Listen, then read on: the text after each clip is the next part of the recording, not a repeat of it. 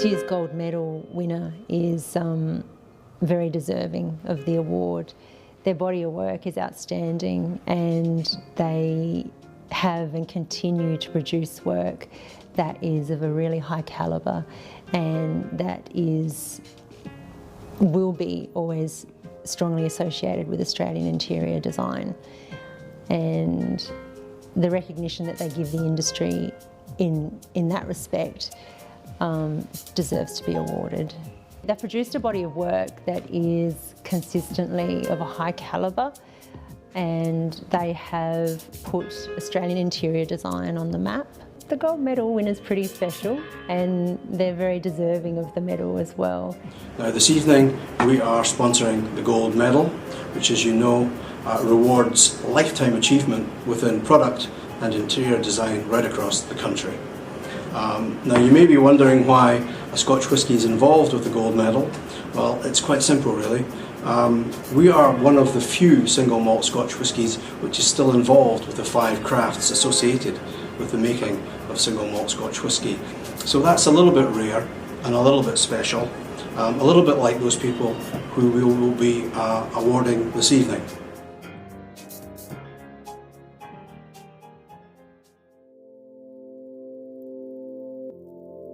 Because we're dealing with interiors, we feel very responsible to the architecture. So depending on whether we're working on a Victorian building or an Edwardian building or a modernist building, really does influence the way we approach design.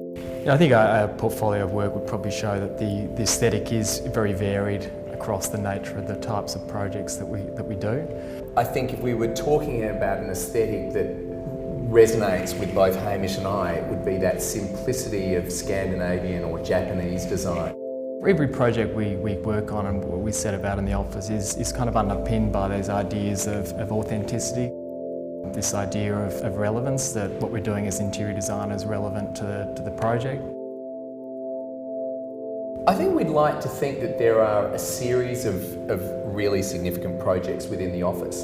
And it's not necessarily the largest project or the most publicised project, but they're the ones where you feel that there has been some major change in the way we think about design. There are jobs like Outpost in South Yarra where it really was about the idea of craft and working very closely with a builder, and rather than working with a joiner per se, we worked with someone who worked with wood.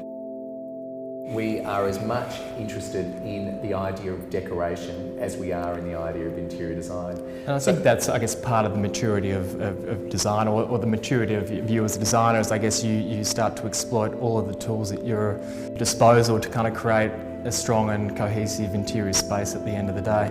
And I think decoration is a strong part of that. That idea of craft is another. All those words that we grew up sort of as interior designers fearing are things that we're now embracing, and I think that's part of it.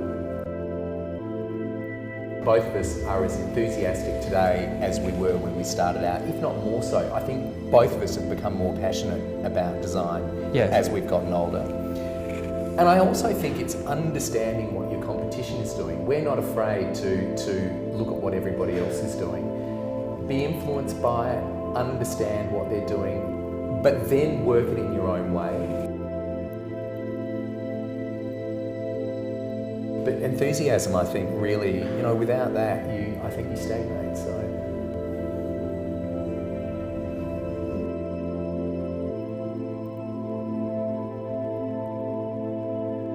What I love is the dog moves at lunch and the dog moves at going 5:30. And the rest of the time, he doesn't even get up when people walk into the room. He barely lifts his face.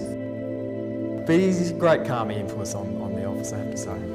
There have been a couple of times when there have been, like, we've yelled or something and Berg's sort of whimpers and stuff like that, and we've had to stop because we're upsetting the dog. So it actually works really well. Things can never get too heated because you don't want to upset the dog.